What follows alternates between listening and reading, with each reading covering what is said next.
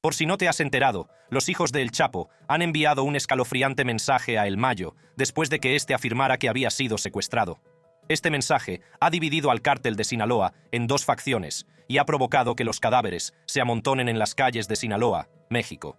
Mientras los gobiernos estadounidense y mexicano colaboran para detenerlo, vamos a desgranar los detalles del mensaje. El escalofriante mensaje de los hijos de El Chapo a El Mayo. El drama se está calentando una vez más en el notorio mundo del cártel de Sinaloa. Esta vez, todos los ojos están puestos en los hijos de El Chapo. Uno de ellos, Joaquín Guzmán López, hijo del infame Joaquín El Chapo Guzmán, ha enviado un mensaje a El Mayo en nombre de los hijos de El Chapo. Corrían rumores de que Guzmán López había secuestrado nada menos que a Ismael El Mayo Zambada para entregarlo a las autoridades estadounidenses. Una locura, ¿verdad? Pero esperen. El escalofriante mensaje que dio José Luis González, abogado de la familia de El Chapo, le ha dado un nuevo ángulo a esta historia. El abogado dio el mensaje de los hijos de El Chapo a El Mayo mientras hablaba con Radio Fórmula. Dijo: un secuestro está descartado.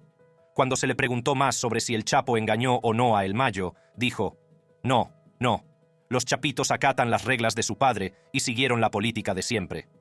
Los infames 4 hijos de El Chapo, conocidos como los Chapitos, se han hecho cargo del imperio del cártel de su padre.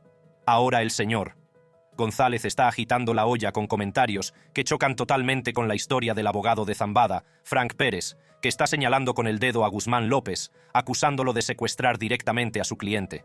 Ahora su otro abogado, Jeffrey Lichtman, el tipo que defendió a El Chapo durante el juicio del siglo de 2018, acaba de aparecer en una corte de Chicago para acallar esos rumores. Está de vuelta para defender a otro Guzmán, más en el Tribunal de Distrito de Estados Unidos, para el Distrito Norte de Illinois. Lichtman echó por tierra los rumores sobre tratos de su cliente con las autoridades estadounidenses. Sus palabras: nunca ha habido un acuerdo con el gobierno con Joaquín Guzmán López, fueron altas y claras después de que Guzmán López, alias El Güero, compareciera por primera vez ante un tribunal estadounidense. Ahora, esta semana, ha sido crucial para los equipos legales de ambos capos de la droga, que fueron capturados de la nada el pasado jueves en Nuevo México. Sus abogados han estado haciendo un serio control de daños. Frank Pérez, el abogado de Zambada, afirmó que su cliente fue secuestrado por El Güero. Esta teoría se difundió después de que informantes de EEUU informaran a los medios de comunicación, diciendo que no se trataba de una rendición coordinada como se pensó inicialmente. Ahora, la narrativa del secuestro está cobrando fuerza. Lichtman, rompiendo su silencio, no pudo resistirse a arrojar algo de sombra. Señaló que su cliente, el hijo de El Chapo, no se enfrenta a ningún cargo de secuestro. Sus palabras: cuando el gobierno lo acuse, entonces tomaré nota. Y no se detuvo ahí. Disparó contra Pérez, llamando a todo el circo mediático que está estallando en torno a la situación, en particular en torno a El Mayo, quien, para su información, acaba de aterrizar en la cárcel por primera vez la semana pasada. Pero hay más. El abogado de Guzmán López también representa a Ovidio Guzmán, otro de los hijos de El Chapo que fue enviado a Estados Unidos en septiembre del año pasado. Lichtman negó firmemente cualquier pacto de entrega a pesar de los rumores que circulaban. Al parecer, este acuerdo estaba prácticamente confirmado por la información compartida por el gobierno mexicano y las autoridades estadounidenses. Incluso el presidente mexicano, Andrés Manuel López Obrador, se desdijo afirmando: ya nos informaron que Guzmán López tuvo pláticas con el gobierno de Estados Unidos, que quería entregarse. Eso es lo que sostiene el gobierno de Estados Unidos. En una clásica escena de tribunal, Guzmán López se presentó vestido de naranja, con grilletes, y se declaró inocente de una larga lista de cargos. Hablamos de armas, crimen organizado, lavado de dinero y, por supuesto, el más importante, tráfico de fentanilo. Ahora bien, aunque esa declaración de inocencia pueda sonar fuerte, no significa que no pueda llegar a un acuerdo más adelante. El juez no quiso correr riesgos y ordenó que siguiera encerrado. El nombre de El Güero no es el único que aparece en los archivos del caso. Sus hermanos, Iván, Alfredo y Ovidio, también están en el ajo, al frente de su banda, los Chapitos. Y no nos olvidemos de El Mayo, el OG, que construyó este imperio criminal a lo largo de 50 países junto a El Chapo. Lichtman ya tiene en sus manos la mayoría de las pruebas que los fiscales llevan acumulando desde 2008. Se ha fijado una nueva fecha para el juicio a finales de septiembre, pero ya se sabe cómo va esto. Retrasos, giros argumentales, lo que sea. Hablando de El Mayo, también se ha declarado inocente en Texas, saltándose una vista preliminar. Su equipo legal se pondrá al día sobre el estado de su caso en su próxima comparecencia ante el tribunal. Y aquí es donde la cosa se complica aún más. El Mayo tiene causas en todo Estados Unidos, así que la gran pregunta es, ¿dónde se enfrentará primero a estos cargos? Ahora, en respuesta a este escalofriante mensaje de los hijos de El Chapo y el hecho de que su abogado ha negado el hecho de que su cliente había secuestrado a El Mayo bien, dio a conocer una carta el 10 de agosto a través de su abogado. Zambada afirmaba que Guzmán López lo engañó para que asistiera a una reunión con 2 políticos locales. La carta estaba en inglés, lo que llevó a algunos analistas a cuestionar su autenticidad. En ella se lee: en cuanto puse un pie dentro de esa sala, me tendieron una emboscada. Un grupo de hombres me asaltó, me tiró al suelo y me colocó una capucha de color oscuro en la cabeza. Me ataron y esposaron, y luego me obligaron a subir a la caja de una camioneta.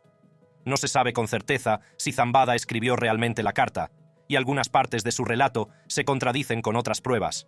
Por ejemplo, Zambada afirmó que el gobernador de Sinaloa, Rubén Rocha Moya, iba a asistir a la reunión con Héctor Melesio Cuen Ojeda, exalcalde de Culiacán y rector de la Universidad Autónoma de Sinaloa, UAS. Moya ha negado cualquier implicación, alegando que en ese momento se encontraba visitando a su familia en Estados Unidos. Los registros oficiales de vuelo publicados por el medio sinaloense Revista Espejo parecen corroborar su afirmación. Cuen, sin embargo, fue asesinado esa misma noche, aunque las circunstancias de su muerte siguen sin estar claras. Según la Fiscalía General de Sinaloa, Cuen fue tiroteado por 2 hombres que intentaban robar su camioneta en una gasolinera. Pero la carta de Zambada describe a Cuen, a quien calificó de viejo amigo, como asesinado a la misma hora y en el mismo lugar donde fui secuestrado, lo que contradice directamente la versión oficial. Los fiscales del estado han hecho públicas imágenes de vídeo del presunto tiroteo en la gasolinera, pero las imágenes plantean más preguntas. Es difícil identificar a Cuen, al conductor o el número de disparos efectuados, y no está claro dónde resultó herido. El 15 de agosto, la Procuraduría General de la República emitió un comunicado en el que señalaba irregularidades en la investigación de la muerte de Cuen. Señalaron discrepancias en el estado de su cuerpo, con importantes hematomas en la cabeza y 4 heridas de bala en las piernas, a pesar de que en el vídeo solo se oye un disparo. Además, 3 empleados de la gasolinera entrevistados por la policía no mencionaron haber oído ningún disparo durante el supuesto robo del coche, según el comunicado de prensa. Aunque la razón detrás de la carta de Zambada sigue siendo un misterio, Steve Fraga, exagente especial de la DEA, involucrado en casos contra El Mayo, y su hijo Vicente Zambada, dijo a Inside Crime que tales historias a menudo pueden ser utilizadas para llamar la atención y crear dudas. Dijo: crea estragos en los gobiernos estadounidense y mexicano y en los sistemas judiciales. Y no olvidemos que la irritación de México con EEUU por toda esta situación de detenciones está subiendo de tono. En los días siguientes, el presidente Andrés Manuel López Obrador no se contuvo. Se burló de las autoridades estadounidenses por su papel en el arresto y exigió más detalles. Además, descartó por completo la idea de que la captura de Zambada vaya a hacer mella en la crisis de opioides. Es una farsa, dijo durante su reunión matutina del 12 de agosto. Mientras tanto, según fuentes internas de Sinaloa y Baja California, todo sigue igual para los productores y traficantes de drogas sintéticas. Una fuente reveló: todo sigue como siempre, nada ha cambiado. De vuelta en México, la gente está empezando a hacer algunas preguntas reales sobre cómo se llevaron a cabo estos arrestos. ¿Qué saben las agencias de seguridad estadounidenses que aún no se haya revelado? La Fiscalía General de la República, FGR, está investigando el caso, tratando de averiguar qué ocurrió en su territorio. Incluso se habla de investigar si Zambada y Guzmán López despegaron de Hermosillo en un jet privado. El delegado de la FGR en Sonora está en todo. Y claro, López Obrador prometió soltar la sopa. Dijo: necesitamos tener más información y decir la verdad. A principios de este año, dejó claro que no luchará contra los cárteles por orden de EEU, y llamó a esa política México primero. A principios de año, López Obrador dejó claro: no vamos a actuar como policías de ningún gobierno extranjero. México primero. Nuestra casa es primero. Básicamente, lanzó el guante diciendo que la crisis de las drogas es un problema de Estados Unidos, no de México. Aunque está abierto a ayudar a frenar el flujo de drogas hacia Estados Unidos, es por motivos puramente humanitarios. El presidente declaró: por supuesto que vamos a cooperar en la lucha contra las drogas, sobre todo porque se ha convertido en un tema humanitario muy sensible, muy triste, porque muchos jóvenes están muriendo en Estados Unidos por culpa del fentanilo. destacó que más de 70.000 estadounidenses mueren cada año por opioides sintéticos, como el fentanilo, que se fabrican en gran parte en México a partir de precursores químicos introducidos de contrabando desde China.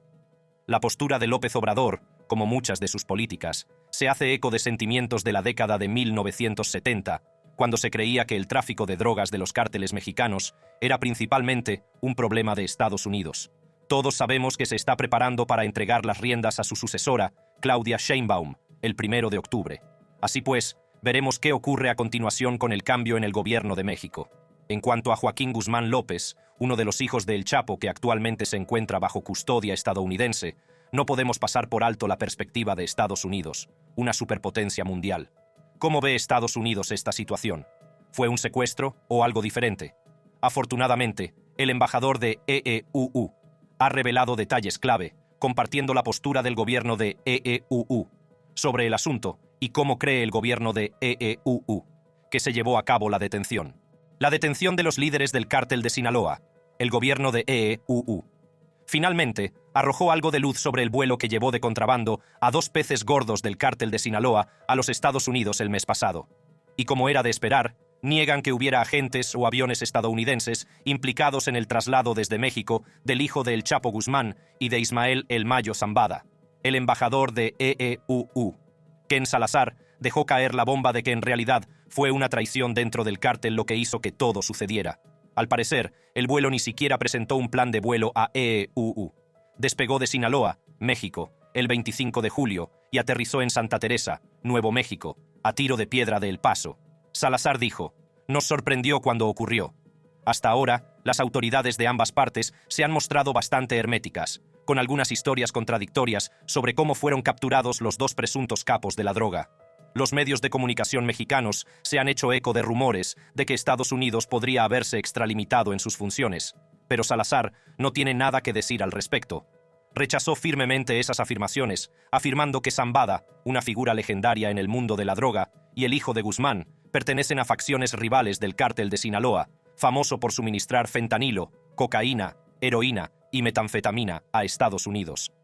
El presidente mexicano, Andrés Manuel López Obrador, tampoco contuvo su frustración, quejándose en una conferencia de prensa de cómo Washington le mantenía a oscuras. No hay cooperación de Estados Unidos. ¿Qué hicieron con el piloto? ¿Quién era? Y por supuesto, ¿de dónde despegó el avión? Unas horas más tarde, Salazar dio algunas respuestas. Reveló que Guzmán, el más joven, se había entregado voluntariamente, pero parece que Zambada, de 76 años, fue traído contra su voluntad a EEUU. Según Salazar, se trataba de un asunto puramente de cártel, una facción traicionando a la otra. Funcionarios estadounidenses habían declarado previamente a la prensa que Guzmán engañó a Zambada para que subiera al avión con el pretexto de comprobar unas propiedades de inversión en México. Sin embargo, muchos se mostraron escépticos, dada la reputación de Zambada de ser escurridizo. Salazar aclaró que las autoridades estadounidenses alertaron rápidamente a sus homólogos mexicanos una vez que los traficantes tocaron suelo estadounidense. Confirmó que el piloto no era ciudadano estadounidense ni estaba afiliado al gobierno de Estados Unidos, pero no reveló más detalles. Ante el tribunal, tanto Zambada como Guzmán negaron una serie de cargos relacionados con el narcotráfico. Guzmán, uno de los 4 hijos de El Chapo, está entre los que heredaron el negocio familiar tras la detención de El Chapo en 2016. El menor de los 4, Ovidio, fue apresado por el ejército mexicano el año pasado y extraditado a EEUU. Según fuentes no probadas que todos podéis rumorear, Ovidio contactó con su hermano mayor desde la cárcel para urdir un plan contra Zambada con el fin de ganarse el favor de los funcionarios estadounidenses. Pero ahora, como saben, el abogado de Guzmán, Jeffrey Lichtman, ha negado rotundamente cualquier trato con funcionarios estadounidenses. Mientras tanto, el gobierno mexicano se mantiene firme en que no tuvo nada que ver con las detenciones y que inicialmente se equivocó en los detalles, incluyendo afirmaciones incorrectas sobre el piloto y el tipo de avión. Salazar se apresuró a desmentir estas teorías conspirativas, haciendo hincapié en la estrecha colaboración entre ambos gobiernos. Siempre hemos actuado con respeto a la soberanía de México. Este trabajo como socios, respetando la soberanía, nos ha dado grandes resultados. Sin embargo, parece que el gobierno mexicano tiene un enfoque diferente. La extraña historia de cómo 2 capos de la droga mexicanos fueron atrapados tras aterrizar en EEU. Allá por julio, acaba de dar un giro aún más salvaje cuando, según lo último del gobierno mexicano, Joaquín Guzmán López también se enfrentará a cargos por su parte. Pero atención, no es porque dirigiera el cártel de Sinaloa, originalmente liderado por su infame padre, Joaquín El Chapo Guzmán. No, la Fiscalía Mexicana acusa al Guzmán más joven de haber secuestrado supuestamente a Ismael El Mayo Zambada, un experimentado capo de la droga de una facción rival, obligándole a subir a un avión y volar a un aeropuerto cercano a El Paso, Texas. El gobierno mexicano se mantiene firme en su postura y cree que Guzmán Jr. podría haber planeado entregarse a las autoridades estadounidenses, pero que llevó consigo a Zambada como moneda de cambio para endulzar un acuerdo de culpabilidad. Hemos visto en el pasado cómo criminales y capos de la droga traicionan a sus socios y colaboran con las autoridades para obtener una reducción de condena o alguna recompensa de las autoridades. Esta es también una posibilidad muy probable en este caso. Para su información, los Chapitos eran un objetivo importante para los EEUU, después de que el Chapo fue procesado. La principal operación de los Chapitos, al igual que la de su padre antes que ellos, gira en torno al tráfico internacional de drogas. Según varias acusaciones estadounidenses, estos infames hermanos están profundamente arraigados en el contrabando a Estados Unidos de enormes cantidades de sustancias que van desde la cocaína y la marihuana hasta la metanfetamina, gracias a su extensa red de contactos repartidos por toda América Latina. Los Chapitos se han adaptado hábilmente a los cambiantes mercados de la droga y se han metido de lleno en el mundo de las drogas sintéticas. Ya hemos contado que su última aventura consiste en traficar con el potente opioide sintético fentanilo. Incluso han llegado a explotar los centros de rehabilitación de drogadictos como medio para reclutar nuevos traficantes, añadiendo otra capa a la violencia en curso con la facción de El Mayo. Pero eso no es todo. Este grupo también ha puesto sus miras en los mercados internacionales, incursionando ahora en el muy rentable mercado australiano de la droga. Según Estados Unidos, los Chapitos, los 4 hijos de El Mayo, son actores principales en la cadena de suministro de fentanilo y metanfetamina que fluye hacia Estados Unidos. En 2021, el Departamento de Justicia estadounidense los acusó de conspiración para distribuir cocaína, metanfetamina y marihuana. Sin embargo, en 2023, las organizaciones criminales de Sinaloa, incluidos los Chapitos, supuestamente promulgaron una prohibición total de la producción y el tráfico de fentanilo. Esta drástica medida parece ser una respuesta al aumento de la presión judicial tras la detención de Ovidio. Tras esta prohibición, se produjeron algunos descubrimientos truculentos cerca de Culiacán que incluían víctimas torturadas con pastillas de fentanilo abandonadas en sus cuerpos. Un jefe de seguridad criminal vinculado a los Chapitos dijo a Inside Crime: «Cualquiera que desobedezca debe ser ejecutado», revelando que más de 50 individuos fueron asesinados en 2023 por violar la prohibición del fentanilo. La viabilidad a largo plazo de esta prohibición sigue siendo incierta, y nadie sabe cómo responderán los rivales de los Chapitos, incluido el CJNG. Con esta prohibición, los Chapitos niegan su implicación en la distribución de fentanilo en Estados Unidos. Pero las autoridades estadounidenses no se conforman con esto. A principios de 2021, cuando EEUU acusó a los Chapitos, el Departamento de Estado de EEUU saltó a los titulares al aumentar su recompensa a la friolera de $20 millones por cualquier información que condujera a la captura de los infames Chapitos. El Departamento del Tesoro de Estados Unidos impuso sanciones a los Chapitos en virtud de la famosa Ley Kingpin. A pesar de ser un blanco fácil para las autoridades estadounidenses, los Chapitos no se echaron atrás, ni siquiera hasta la fecha. Seguían a toda máquina en una dramática demostración de poder.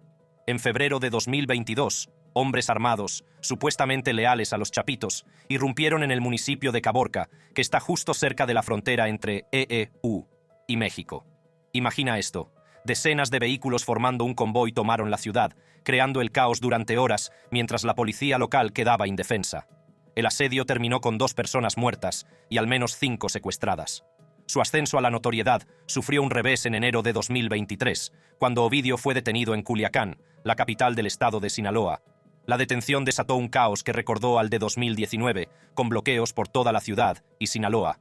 Los pistoleros del cártel volvieron a hacer de las suyas, disparando contra policías y militares, e incluso consiguieron derribar un helicóptero militar.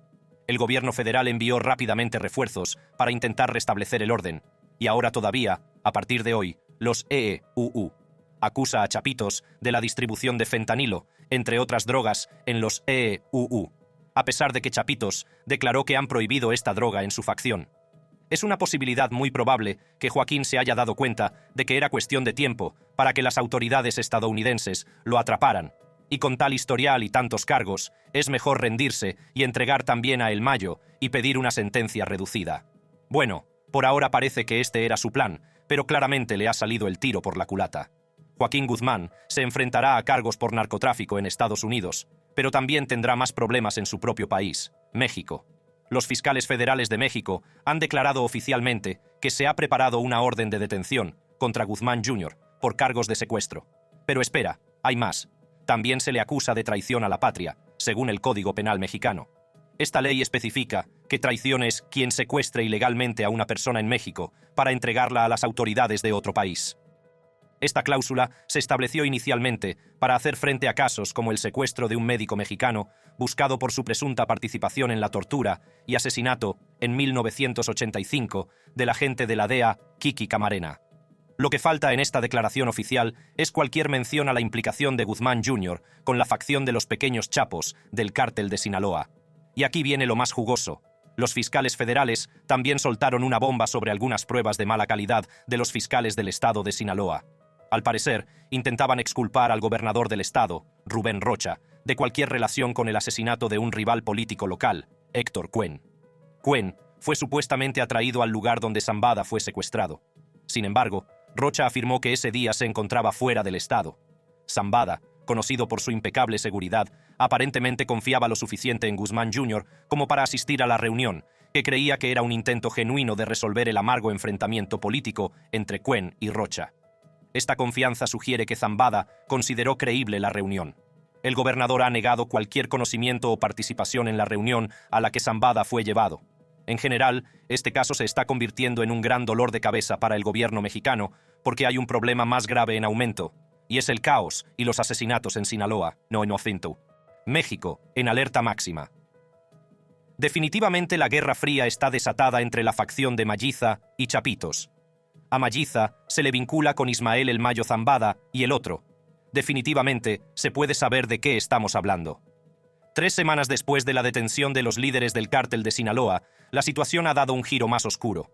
El 17 de agosto, 7 personas fueron asesinadas, entre ellas al menos 3 miembros del grupo Malliza, en Elota.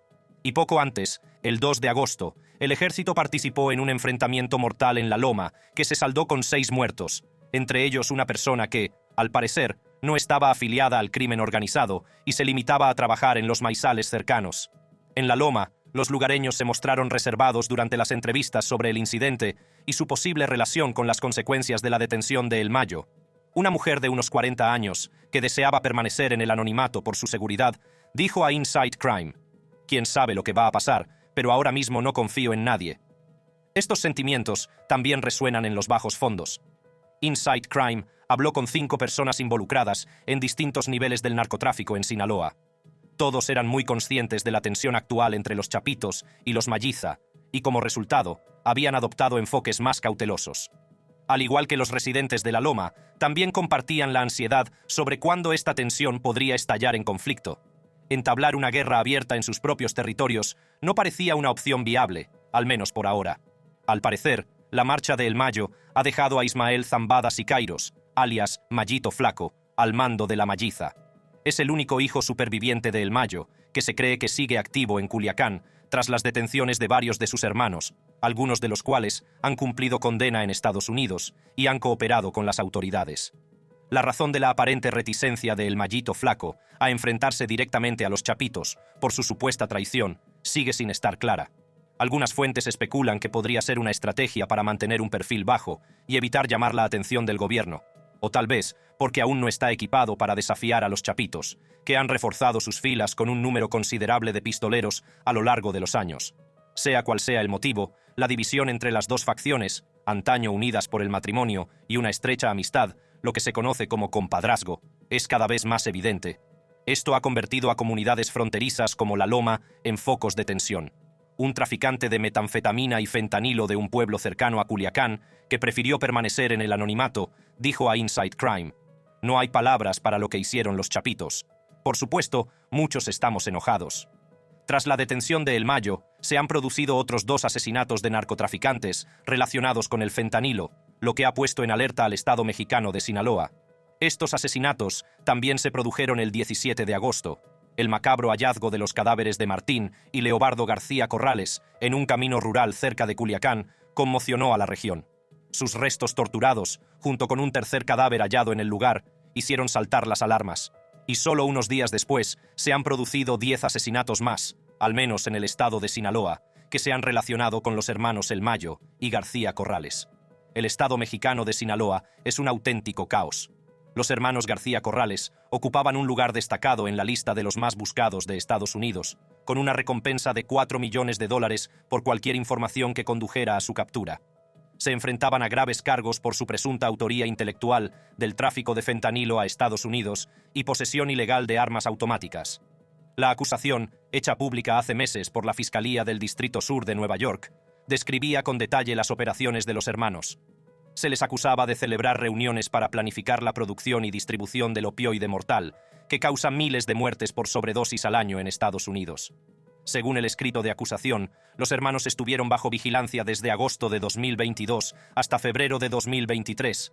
Aunque no aclara cómo se obtuvo la información, detalla ampliamente sus actividades. Por ejemplo, en agosto de 2022, Leobardo García Corrales se habría reunido con socios en un rancho de Sinaloa para discutir la venta de 1 tonelada de fentanilo al norte del Río Grande. Leobardo, que presuntamente alardeaba de sus conexiones con el Mayo Zambada y Joaquín El Chapo Guzmán, supuestamente ofreció enviar la droga a Nueva York por $15,000 el kilo. En otro hecho intrigante, se dice que Leobardo habló de trasladar sus laboratorios de fentanilo a Oaxaca, México, durante una reunión celebrada en septiembre en un restaurante de Ciudad de México. En octubre, las autoridades estadounidenses interceptaron un cargamento de 10 kilos de fentanilo en un aparcamiento de California. Al parecer, Martín García Corrales estaba implicado en operaciones similares. En agosto de ese año, se habría reunido con Humberto Beltrán Cuen, alias Don Chino, para hablar de la venta de fentanilo en Estados Unidos. Durante esta reunión, Martín reveló supuestamente que él y su hermano habían ayudado a El Chapo a eludir su captura tras su fuga de prisión en 2001. En la acusación también se detallan reuniones en las que Martín y Beltrán Cuen hablaron sobre la adquisición de cientos de armas automáticas, rifles del calibre 50 y granadas. Al parecer, llegaron a un acuerdo sobre las armas, que Cuen gestionaría a cambio de fentanilo. Otros detalles incluían reuniones en Austria para la compra de armas y en Estados Unidos para la entrega de fentanilo. Beltrán Cuen fue detenido en Guatemala el pasado mes de marzo y posteriormente extraditado a Estados Unidos. A pesar de la importante implicación de los hermanos García Corrales, su papel exacto dentro del cártel de Sinaloa sigue sin estar claro. La cuantiosa recompensa por su captura y su capacidad para conseguir armas y fabricar fentanilo sugieren que tenían un poder considerable. La Fiscalía estadounidense y el Departamento de Justicia los relacionaron con Zambada y El Chapo, basándose en las declaraciones de los hermanos. Sin embargo, en abril del año pasado, las mismas agencias incluyeron a los hermanos García Corrales en la red de los Chapitos, liderada por los hijos de El Chapo. Pues bien, de los 4 hijos, ahora solo permanecen prófugos, Iván Archibaldo y Jesús Alfredo Guzmán Salazar. Como se sabe, Ovidio Guzmán fue detenido en enero de 2023 y Joaquín Guzmán López se entregó en julio. Todavía, su abogado, sin embargo, lo niega. El asesinato de los hermanos García Corrales podría estar relacionado con la violencia callejera en torno a la detención de Zambada, intensificando una región ya de por sí volátil. También es posible que los hermanos García Corrales estuvieran intentando trabajar tanto con los Chapitos como con el Mayo, tratando de ser lo suficientemente listos como para ganar más dinero. Sin embargo, intentar ser más listo que los líderes de los cárteles es una verdadera apuesta que definitivamente no salió bien en su caso. Desde la caída de El Chapo en 2016, los conflictos internos en el cártel de Sinaloa se han recrudecido. Los Chapitos se enfrentaron inicialmente con el antiguo lugarteniente de El Chapo, Dámaso López, que pronto fue detenido. Ahora, mientras los Chapitos se esfuerzan por dominar Sinaloa y heredar las rutas y conexiones de su padre, la presunta traición de Zambada ha sumido al cártel en la confusión. La incertidumbre que rodea a su liderazgo plantea dudas sobre si el cártel de Sinaloa puede mantener su cohesión y organización. Ciertamente, el cártel está actualmente dividido en 2 partes, con 2 líderes. Un líder envía un mensaje negando el secuestro, afirmando que los hijos de El Chapo se atienen a las reglas de su padre, mientras que el otro lo contradice. Este desequilibrio dentro del cártel de Sinaloa también plantea preguntas sobre la seguridad en México. ¿Es un país seguro?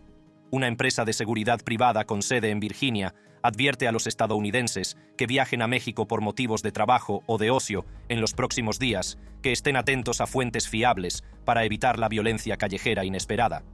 Aunque no sugieren que se cancelen las vacaciones o el viaje de negocios, sí recomiendan precaución. Mike Ballard, director de inteligencia de Global Guardian, dijo: «Los viajeros deben prestar atención a las advertencias o avisos de la embajada y consulados de Estados Unidos. Deben mantener la conciencia de a dónde van, especialmente ciudades fronterizas, como Tijuana y Juárez, y asegurarse de que no están conduciendo hacia una situación de tiroteo activo. Así que, si estás planeando un viaje, puede ser una buena idea permanecer atento a las actualizaciones y ejercer un poco de vigilancia adicional». Aquí termina el vídeo de hoy, pero queremos conocer tu opinión en los comentarios. Pulsa el botón me gusta y suscríbete. Y si te ha gustado este vídeo, haz clic en cualquiera de las tarjetas que estás viendo ahora y permanece atento.